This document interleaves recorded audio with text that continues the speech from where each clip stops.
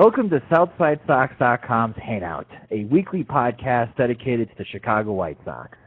I'm Josh Nelson, or for those that go to SouthSideSox.com regularly, you know me as Slyder Nelson. And after a week hiatus, I'm joined again by Adam Hazlitt, or better known as Hazy Mania, and Patrick Pnoles, our favorite ginger, or simply known as Pnoles. How's it going? Going excellent. Thanks, guys, for jumping back on. It's nice to be back and hanging out again after a week. And, you know, this week is especially important as we will be previewing and talking about the pitchers and catchers as they will be reporting to the White Sox training facility down in Glendale, Arizona for Saturday, February 15th. We'll be breaking down the spots open for competition, and we'll also debate who will win those battles.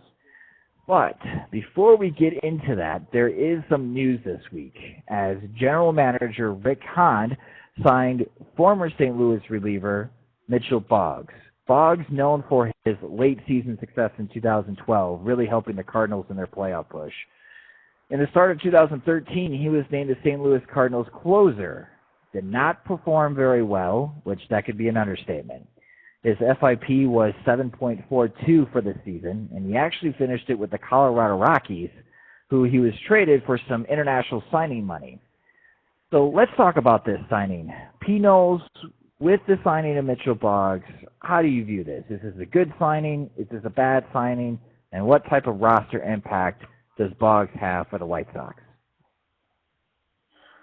Well, when you look at the makeup of the Sox roster and the price tag on Boggs, I think it's near impossible to describe it as to paint a bad signing in any respect. It certainly could turn out to be one that doesn't work out, but if that's the case, then the only result really is that the Sox are going to be spending the very small amount of money relatively, as well as give some of their high minors guys some extra time to develop down in AAA. So I definitely like the signing. As Jim and others have mentioned on Southside Sox, it's always good to put ground ball pitchers in U.S. Cellular Field, and he had a pretty good aptitude prior to 2013 for suppressing home runs, so I think that that'll play real well in the home park. Yeah, we're talking about a guy who throws anywhere from, let's say, 94 to 96 mile per hour split ball. And that splitter, at 96 miles an hour, can definitely be unhittable. He does combine that with a slider. However, neither of those pitches were working for him. He actually got demoted not once, but twice. He was demoted to AAA for St. Louis. They traded him to Colorado, pitching out of the bullpen for Colorado. Wasn't working out for them, so they demoted him actually all the way down to AA. So it brings up the next point, Hazy. You know, we always joke that Coop will fix them, but with pitching coach Don Cooper, and Boggs does have some ability, do you think that this is a good signing and an example that Rick Hahn has a lot of faith in Don Cooper's ability to fix pitchers?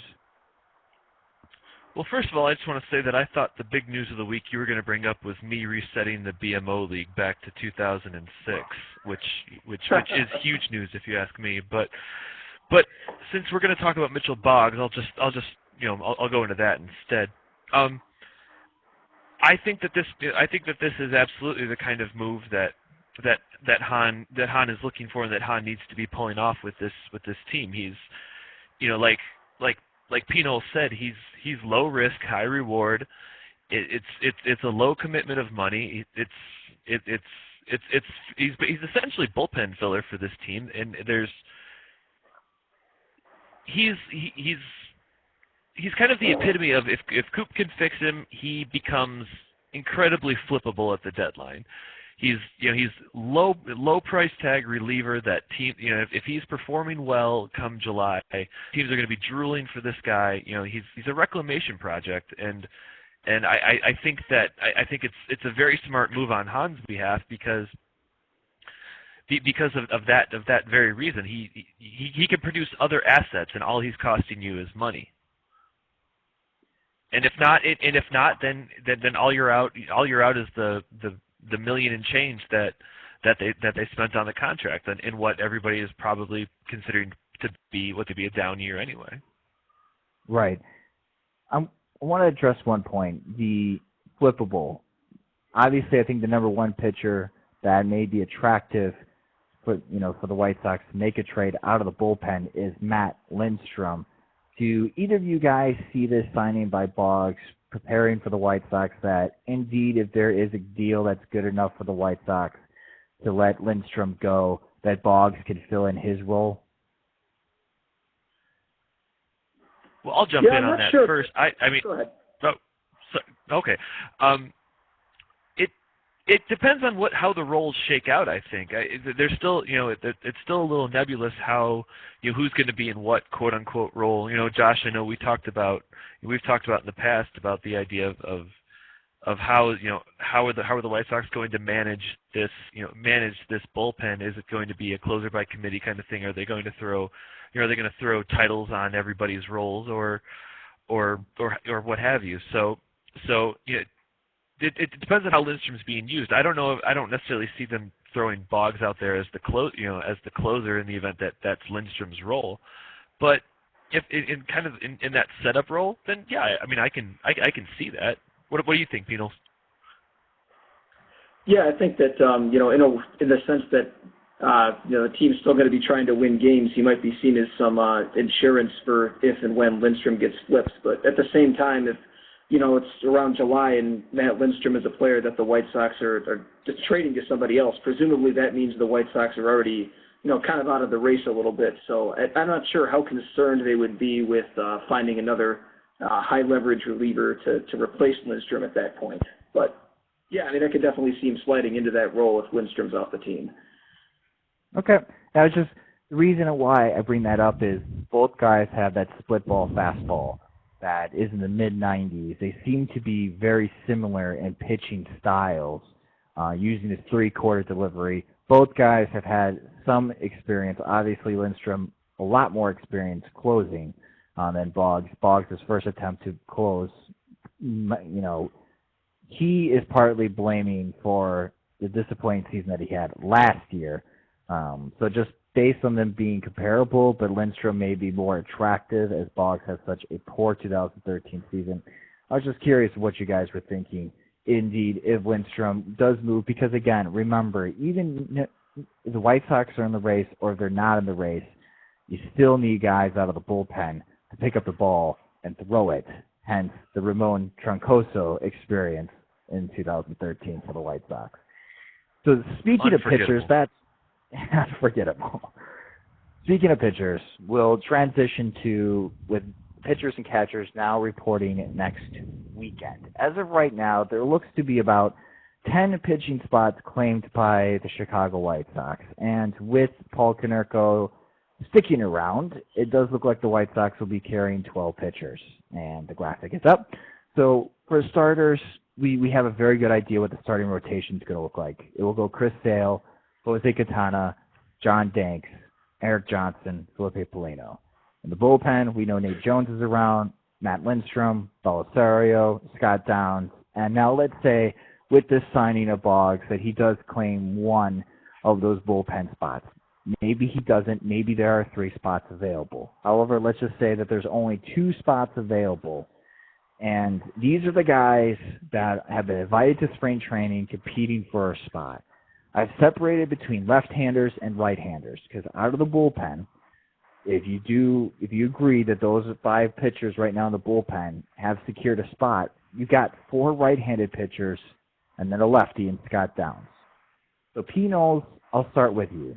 Who do you like out of these 10 guys, just off the top of your head, that will win a spot in the bullpen and be on the 25-man roster on opening day? I'd say in addition to the 10 locks that we've mentioned, I think that the 2 guys are going to be, I think it's going to be Donnie Veal and Daniel Webb that ultimately grab the spots. I thought Daniel Webb definitely at least more than held his own last year upon being called up. He obviously has some electric stuff, and there's some precedence for the White Sox pulling a guy like that onto the 25-man roster at the beginning of the season in Nate Jones. So I think that Webb's going to win out, and I really don't think the Sox are going to go with us. Sorry, the check mark. The check marks are hilarious. This is high-tech stuff we're dealing with now. I was looking away from the screen. I didn't see that going on. I thought, like, what did I say? I didn't think my answer was that bad, dude. Come on. But yeah, no, I think I'm going to go Veal and Webb, and I think Veal because they're probably going to break camp with the second lefty if they're carrying 7 relievers, and Veal definitely has the most recent track record of success of any of these guys. So, and he's definitely been the most established with the White Sox in the major league. So I think he has the inside track there. Does the fact that he has no options have an impact in the decision-making process for the White Sox?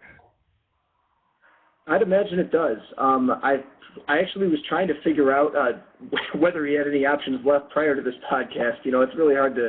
At least I'm having trouble Googling that kind of stuff anyway. But, yeah, I mean, given that he has no options left, I think that'll – pardon? I said welcome to the club. Yeah.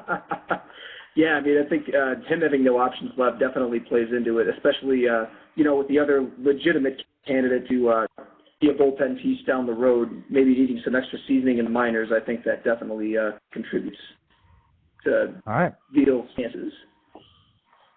So, Hazy, I'll flip it over to you. I know earlier this week you and I were trying to populate this list, and it got quite comical on the names that we were pulling out that could realistically have an opportunity to win the last 2 spots. I know when people are looking at this list, they're going to be like, come on, Slyder. Dylan Axelrod, Brian Almagrosso, are you kidding me? But they've been invited to compete for the opening spots. Who do you think out of these 10 are going to claim those last 2 spots? Well, Pnoles kind of stole my answers. I think he's cheating off my paper. So I'm gonna. I think I'm gonna change it up a little bit. I'll go some. No. Don't make that blue line go. Make that blue line go away. I'm mixing it up here. Okay. We're gonna go Dylan Axelrod and Frank De Los Santos because I want to see them put that name on the back of the jersey. There, you see, yep, that's what I want. Those 2. I don't have any good reasons because Pnoles already stole all my answers. So Axelrod because he's there, and De Los Santos because I want to see that name on the back of a jersey. All right. So kidding aside, you are in the same boat as Pnoles. You think Donnie Veal and Daniel Webb will claim those last 2 spots? Yes, I do. Okay. And he brings up really good points. I mean, besides Veal, his option status. I think he's to an extent proven that he can hang in the big leagues. He's had his ups and his downs, and to an extent has probably been figured out a little bit. But I think he's got something to show as of yet, and I think Webb's a good-looking kid that has a lot of potential and can really make a name for himself in this bullpen. So, all kidding aside, yeah, I'm with Pnoles on this 100%. All right. So quickly, my vote. I think I agree with you guys on Donnie Veal. So I think we're unanimous. Donnie Veal is gonna be the other loogie for the White Sox. De Los Santos has brief. All these guys have brief major league experience. Not very good major league experience. Surkamp is an interesting name, but I view him more as a starting prospect than a long reliever out of a bullpen. And Charlie Leisman, last year, a cup of coffee, had as many walks as strikeouts. So he needs some more seasoning time. I'm going to disagree with you on Daniel Webb. The guy that I think may win that spot is Rienzo. And the reason is that the White Sox are carrying a lot of unexpectancy in that starting rotation with Felipe Polino and Eric Johnson. If they were to get rocked, and instead of them just being hung out to dry, there's really no long inning eater out of the bullpen right now. You have a lot of short inning guys, and the White Sox could definitely use a long inning guy that can eat 2 to 3 innings at a given time. Hazy, I know you're kidding with Dylan Axelrod, but he's got a shot. I mean, he does because he's just done it in the past. You can't count on him being a starter. He's not very good as a reliever either, but the White Sox could use that long inning guy, and I really like Daniel Webb. I just think that White Sox need to move Lindstrom, maybe Mitchell Boggs, maybe Nate Jones before Daniel Webb gets his opportunity to come in. Because when he comes in, I do see him being either a setup or a closer type for the White Sox. Yeah, I don't really disagree with that point. Okay. But I just don't. If someone gets rocked, I don't know. It's who cares? I don't know. It's let him get rocked. It's 2014. I don't. You're gonna put Dylan Axelrod out there. I mean, no, whatever. It's a good point. It's a good point, but what difference does it make, man? I mean, come on. We know how this season's gonna go, don't we? I don't. Whatever. Yeah. I mean, good point by you.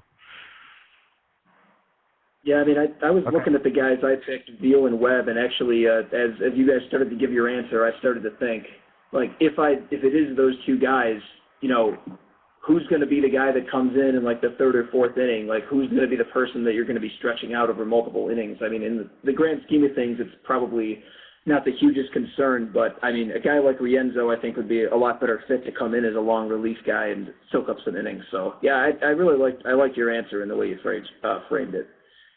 Or you can flip Ken was available. You can say, he's more of a hitter, not a pitcher. You can maybe flip it. Maybe Webb does make the team, and then that is where you have a Surkamp or a Leisman claiming that last spot, and someone like Donnie Veal just being outrighted, waived, or DFA'd after spring training. So that goes into, I guess, my next question for you guys. When it comes to the pitchers, who has the most to gain in your mind coming into spring training, whether it's claiming a roster spot or making a big impression and getting a larger responsibility, maybe being promoted to the setup role, closer role, or maybe being promoted in the starting rotation? And Pnoles, we'll start with you. Who do you think out of all the pitchers for the White Sox has the most to gain for spring training? No, I was thinking about this beforehand, and my answer was, at the time, Daniel Webb. I'm a little bit not that sure about it anymore just because of the whole long reliever situation that we just talked about. In light of your point about somebody like Surkamp or Leisman making the team, yeah, I think Daniel Webb has a chance to impress some people in spring training. Go ahead and jump on the roster and maybe even stick in a high leverage role if he comes out of the gate firing some good performances. Okay, so Hazy, then how about you? Who do you think has the most to gain in spring training? I'm gonna go with Eric Johnson here. I think that he's when we say the most to gain, it's pretty much a given that he's going to make the starting five, out of camp. I mean, anything can happen, but you have to like his chances a lot. But I think that out of everyone, he's kind of the young gun. He's got something to prove, and I think that he really wants to. He's going to want to kind of prove that he can handle that third spot in the rotation behind the established Sale and Quintana, and kind of prove that he can become that third guy ahead of Danks and assuming Paulino makes it. And you could also say that Boggs is another guy that really has a lot to prove coming out of camp. Just given his track record, what he's coming away from from Colorado and St. Louis, he really has to, in his head, he really has to be thinking, okay, this is my chance. I've got everything to gain. I don't want to go to Charlotte. I don't want to go to Birmingham or what have you. I want to make it with this big. I want to make it with the big club, because if he doesn't, the chances of someone taking a shot at him, after this season, they go down a lot. I think he realizes this is, I think he's going to realize that this is his shot to prove himself, to prove that he is a viable big league reliever and not just not a flash in the pan.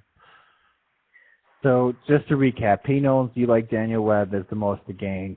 Hazy gave us two answers. He gave us Eric Johnson and Mitchell Boggs. I like the Eric Johnson one. I think he could be the number 3 starter if he has a great spring training. The one guy I think that, for me, that gets my vote for the most to gain is Nate Jones. Jones is going to now be, coming from the 6th inning, 7th inning guy, he has the opportunity with some pretty stellar competition to really showcase his talent and ability. Work with Don Cooper again, see if he can get that slider under control to match with this 99-mile-per-hour fastball. If he can most definitely earn as far as that closer role for the White Sox. So then let's flip it onto the other side. Who has the most to lose in spring training, as in a guy who can lose a roster spot, can be demoted, downgraded, or just flat out cut from the White Sox? And Pnoles, I'll start with you. Who do you think has the most to lose out of the pitchers coming into spring training? I'm going to say that Felipe Polino has the most to lose, and that's only because at this point it seems like everybody is penciling him in as the 5th guy, and over the course of the spring, just because of injury and everything, he might not be able to stay healthy. He might not have, his stuff might not be there. It's possible that he could come into the spring and then just not show any ability to be effective, or wind up just coming down with an injury in the middle of the spring training. So I think that he would be my choice. I like that answer. It wasn't the first guy for me to come to mind, but I do like that answer. So Hazy, it wasn't for me either. Your turn. I thought about it later. All right, Hazy. So who do you think has the most to lose out of the pitchers coming into spring training? That's a great. Paulino's a great answer. I can almost turn around and give the same answer again with Boggs having the most to lose. I think by saying that a pitcher's coming out and has something to prove, if he doesn't come out strong and ends up getting sent down to the minors, then how is he going to shake out with the rest of the arms that we're talking about here? Does he just become a lost cause because the White Sox don't see a future with him, and does he just get buried down there? I mean, you've got Webb ahead of him. Essentially, if he doesn't break camp with the team, you're going to have Webb ahead of him, Rienzo ahead of him. Surkamp probably will be ahead of him. I mean, Surkamp's a different animal, but still, when you're talking in terms of guys getting called up for whatever reason, be it trade, injury, somebody being ineffective, maybe he gets buried. It's really hard to say, but I think by saying he has the most to gain and the most to prove, then also that works on the other side too, meaning that if he doesn't make the cut, then his career can be in some pretty serious trouble. But with that being said, the same can really be said about Polino too, coming off the injury like that. I'm sure the White Sox will be understanding, considering his history and everything. But those are two guys that really, that I for one am going to be very interested in watching what they can do, what they can do in Arizona in the next couple of weeks. Yeah, as far as Polino, the way I look at it is, what is he going to lose? I don't think he's going to lose a job. I just think that instead of him being the number 5 starter, he could be the long reliever out of the bullpen, and then another guy steps into being the number 5 starter for the White Sox. Is that what you were thinking, Pnoles, as far as Polino has the most to lose? Like, what does he actually have to lose? I think like just what you said, the starting spot. I mean, if he gets hurt, he has a chance to not be on the team at the start of the season. And if he's ineffective, I think I could see them carrying him instead as the long reliever instead of the 5th starter. Gotcha. And, for Boggs loses a job, which is a guy that I'm going to pick that has the most to lose, and I've already mentioned him before, and that's Donnie Veal. If you're Donnie Veal right now coming into spring training, yeah, there has been some transition, but you are one of the guys coming out of the bullpen from last year's team. You would think that, hey, if I was just browsing around, I was paying attention to the media, that I'd be one of those 10 guys that has a spot on the pitching rotation instead of being a guy outside looking in. And the bottom line is that he is a loogie, and with the exception of Prince Fielder, there have been some control issues for Donnie Veal. And it comes and goes. He can be really hot and he's good for a week, or he can be really cold. And he is cold. And he suddenly loses control problems. And if he shows that during the exhibition games and during spring training games, and somebody else were to step up, or, juggling around guys, we do need a long reliever in there. I think if Donnie Veal does not pitch well in spring training, it is going to cost him his job. He is going to be outrighted to the minors. He'll be waived. That gives, obviously other teams that need a left-hander out of the bullpen, maybe gives him an ability or an option to join another ball club to pitch in the big leagues. But if I were to make a prediction, I think Donnie Veal is going to be outrighted, and he's going to be waived by the White Sox, and he'll have to start his season in the minors before another team picks him up. That'll be my prediction. You heard it here first, folks. You heard it here first. Yeah, well, our predictions have been really off. They're either on or they're off, or just like Donnie Veal. So that wraps up as far as the pitching side. With and Tanaka's going to Seattle. Yeah. Now let's flip to the other side. Catchers are coming in, and talking about who these pitchers are going to be throwing to, it always seems to be heated debate when we talk about catcher for the Chicago White Sox. Not necessarily in terms of who is better than the other, but in terms of what is the direction the White Sox are going with the position, and why hasn't Hahn found a long-term solution? The answer to that question is there's not a lot of long-term solutions out there.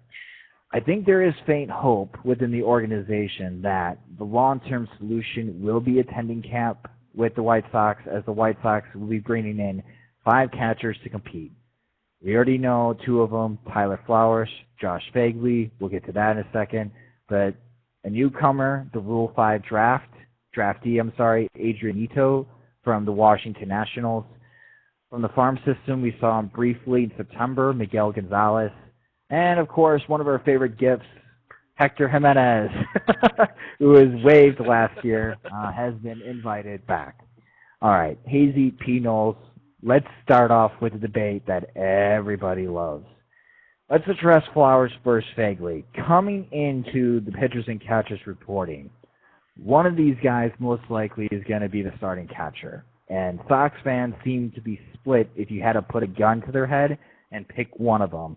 It seems like it's 50-50. Half the time people say Tyler Flowers, half the people say Josh Fagley when you compare the two. Hazy, I'm going to start off with you. For this debate, Tyler Flowers, Josh Fagley, if this competition will determine who is the starting catcher for the White Sox, who do you like the most to win that competition spot coming into spring training? Tyler Flowers. Fagley doesn't. He doesn't. I don't get the impression that he's a terribly great actual catcher. With the pitch framing and the fancy video that we've got here showing Tyler sending it out to left center field. So I think Tyler's your choice. I think he's the superior defensive option. I think he's the better target, and I think that he still has. I think that it's still in him to take that step, and I think this is good. The pressure might be there during spring training. But I think that. Let me turn this down here. Sorry. I just think Tyler's the better option. I think that kind of with if the season goes the way that we think it will, I think it'll be a low pressure chance for him to kind of prove what he can provide against big league pitchers. They talked about him playing hurt last year and dealing with various nagging injuries. And granted, that's a part. That's a part of the big league game. But if it was affecting his performance, then I think you have to take that into account. All right. So Hazy picks Tyler Flowers. Pnoles, I'll flip the conversation over to you. I just enjoy the fact that Josh Fagley's first home run in his career was off David Price. Pnoles, who do you like in this battle between Flowers and Fagley? I mean, for me, it's definitely Flowers. Fagley was an unmitigated disaster last season. He came up with a 39 OPS plus, which is completely pathetic, and you can't even pin that on bad luck. That's just terrible. Flowers is, as Hazy said, the superior defender. He's got better pitch blocking skills. He's got the history with the pitching staff, and I don't want to put too much stock in this, but I'm not completely discounting the possibility that the shoulder pain was weighing him down last season, and that maybe if he is the starting catcher this year, this is the first real extended look at Tyler Flowers. Once again, obviously it's in his best interest to claim that he was playing hurt to justify how poor his hitting was last year, but just in case he's telling the truth, I think that the White Sox owe it to themselves, without a better option in tow, to go ahead and find out. How big of an impact is it that Chris Sale would rather throw to Tyler Flowers than Josh Fagley? I think it's pretty important. I mean, you have to listen to what your pitchers say, and if Flowers is calling a better game for Sale than Fagley is, and Sale is the most valuable player on the team, then yeah, definitely. I think that plays a pretty big part as well. Yeah, I think that's what's working against Fagley coming into spring training is the relationship that it's not the biggest reason. I mean, offensively, these guys are very similar. I mean, neither guy is good offensively. Tyler Flowers, both of them have been touted to have these big arms, but it's come and go. In the sense of how successful they are throwing out guys stealing second. And pitch blocking, yeah, Tyler Flowers is by far away superior. Not great, but he is superior than Fagley. I think a big deciding factor, though, is if Chris Sale were to walk into Robin Ventura's office and say, hey, out of all these guys, I like throwing to T-Flow the most, well, then that guy has just earned himself a spot on the roster. So I agree with you guys. I think Tyler Flowers is ultimately going to win that roster spot, and he will be the starting catcher on opening day, catching Chris Sale. So let's talk about who is going to be backing up Tyler Flowers. As Larry mentioned in the comments section in one of the articles this week, as he's a fantastic resource, letting us know how many minor league options guys have. Tyler Flowers does have one option left. He can be sent down to Charlotte for a bit, not injury rehab. He can actually be sent down to get more seasoning if the White Sox thought that he needed it. Fagley has two options left.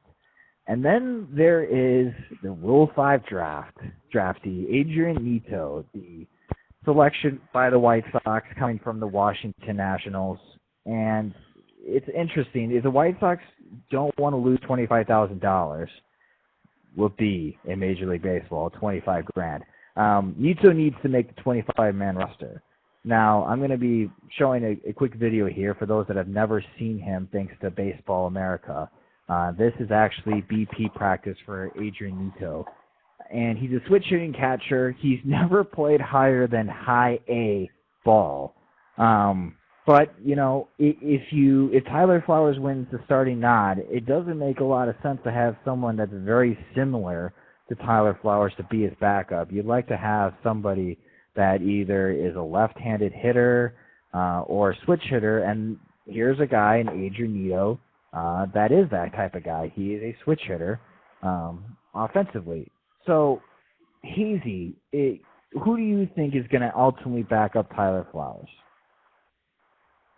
I think that I think that you nailed it right there. I think it's going to be Nieto, just because of that reason. I think that they like what they have in him. Hence Han making the pick. I mean, Han's no dope. He knew that by taking him, in order to keep him, he would have to make the 25-man roster, and I think that that was kind of his intention all along, was to slot him in there as that backup option for Flowers, and kind of let him develop into a major league player, kind of slowly getting in on every maybe once a week or so.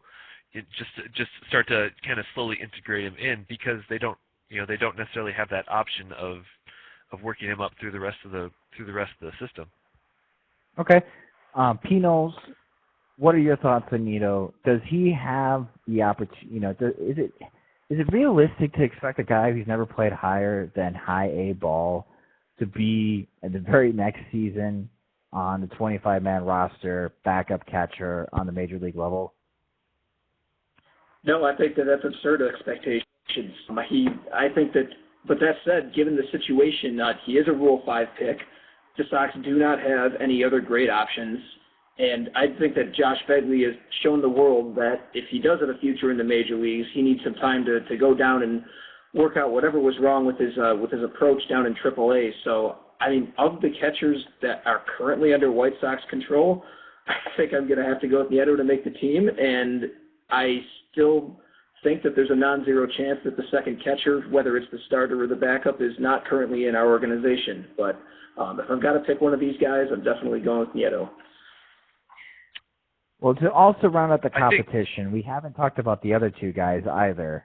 Miguel Gonzalez, who did have a cup of coffee last year, and, well, Hector Jimenez was the backup catcher to start for the White Sox in 2013. Obviously, he didn't finish the year with the ball club, as he was outright to the minors. With him getting an invite back, I guess here is one type of crazy question. Out of the 5 catchers reporting to spring training, and I have video proof of what I am going to say here, is Hector Jimenez the best offensive catcher the White Sox have coming into spring training? And I guess I'll start with you on that one. Look at these highlights. That's Dian Viciedo going from first to third.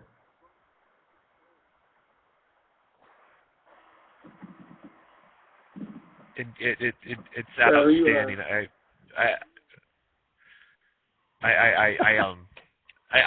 got nothing for. I mean, look at him. He's a specimen. Look at what he's doing. He's a spark plug at the. Just put him at the top of the order. Actually, there you go. We've solved our problem. I think here, Pnoles. I think Jimenez is our guy. There you go. He's definitely a Ken one of the bat lead off our cleanup.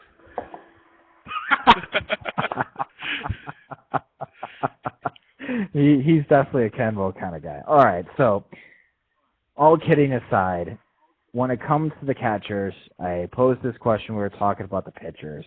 Hazy, who do you think out of these 5 guys has the most to gain during spring training? It's got to be Nieto. I mean, he's last year he's in high A ball. This year he's got a chance to show what he's got and break with a big league club. If not, he gets sent back and he becomes a minor league guy again. I mean, I think that's got to be your answer. All right. So Pnoles, is that your answer as well? To be overly agreeable, but yeah, I think that I don't really know what other answer you could give to this. I mean, for him, basically, he's a guy who's never played above high A, and he's being put in an unbelievably good situation for himself, where he has a chance to make the major leagues at the beginning of 2014. So I think that that's got to be my pick.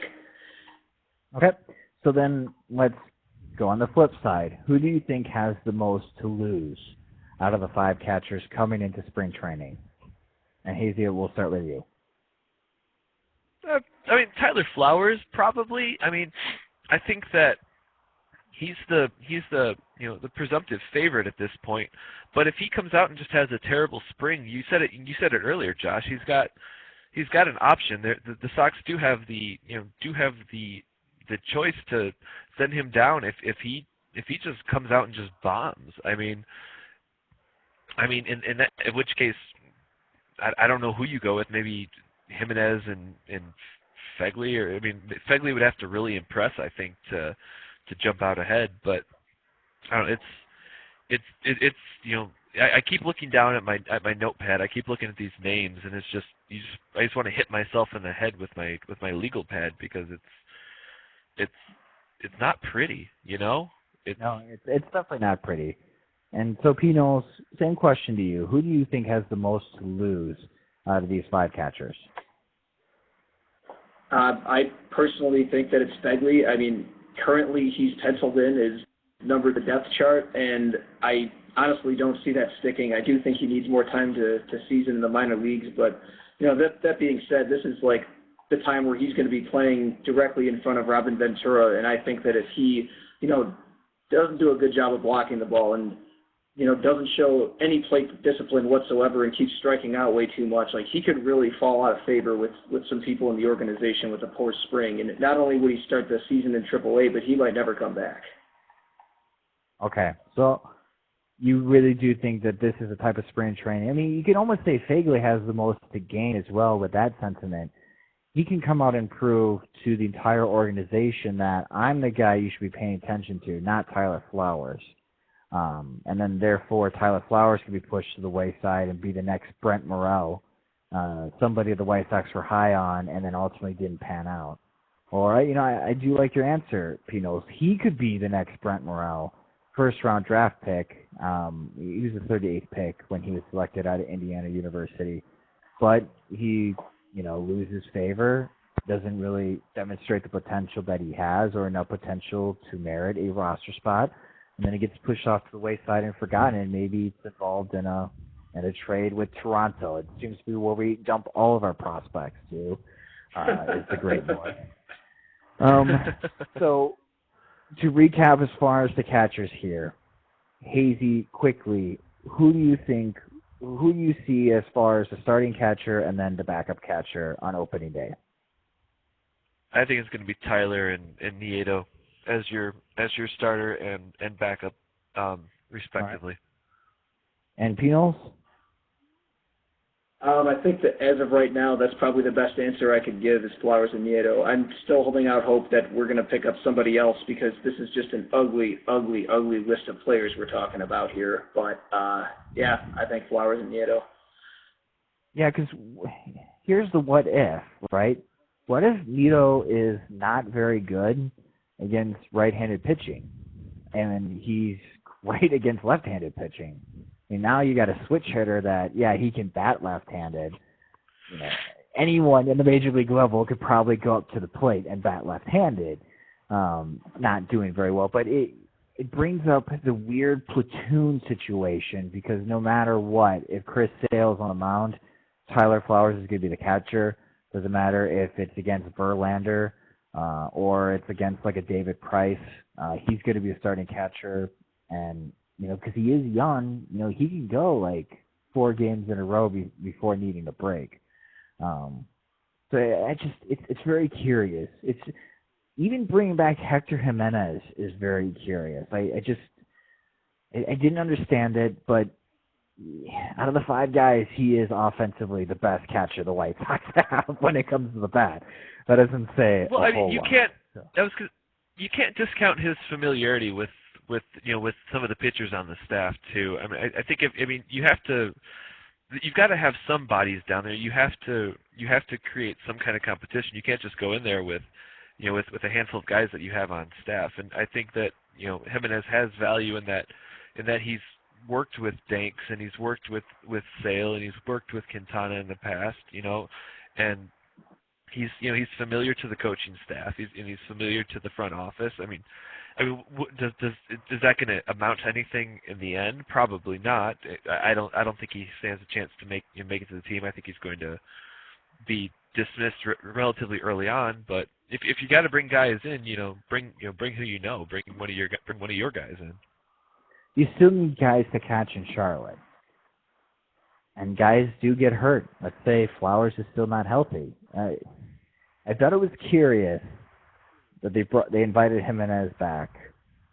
He is a dark horse, but if none of these guys are performing well and he starts to perform well, man, that throws a wrench into the entire process and makes this situation even darker for the White Sox at catcher. So, well, that will wrap up as far as this podcast here. I know we started off with Mitchell Boggs. That could be a very good signing.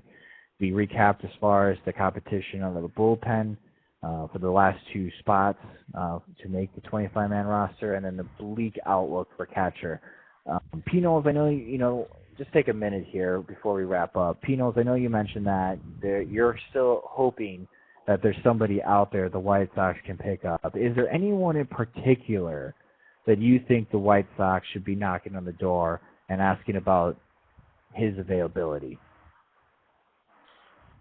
To be honest, it would have to be somebody completely off of my radar. I mean, the only guy that's even been talked about is Lobaton, and I don't really know if that's going to be the direction that we actually pursue.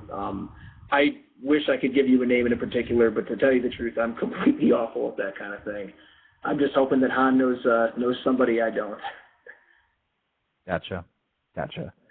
All right. Well, again, that'll wrap up as far as this week's podcast. I wanted to thank Hazy and Pnoles for joining me again. It's always a privilege, guys. Thank you so much for taking the time to do this. Thanks for setting it up. My pleasure. Yeah, no problem. Again, this is a brand new format. We're using a new program that allows us to showcase as far as videos. So if you have a cool video that you would like to see on the podcast, definitely send it our way. Just email as far as a link from YouTube or put it in the comment section below as far as in the fan post. And speaking as far as the comment section, make sure you can have your voice heard by making a comment on our SouthSideSox.com page located in the fan post or on our YouTube page. Not a subscriber yet? Just go to youtube.com, search for SSS Hangouts. That's where you'll find us, and you'll find the newest episodes and archived Hangouts if you just subscribe. So for Hazy Mania and Pnoles, I'm Slyder Nelson. Thanks for listening, and tune in next week as we break down the rest of the roster openings and get to, again, debate about who's going to start at third, who's going to be in left field, who's going to be at second base, and what in the hell are we doing with our minor leaguers? I'm sure that'll be a very, very fun topic next week. So definitely tune in. If you'd like to join, just shoot us an email at sss.hangouts@gmail.com. Thanks for listening. We'll see you next week.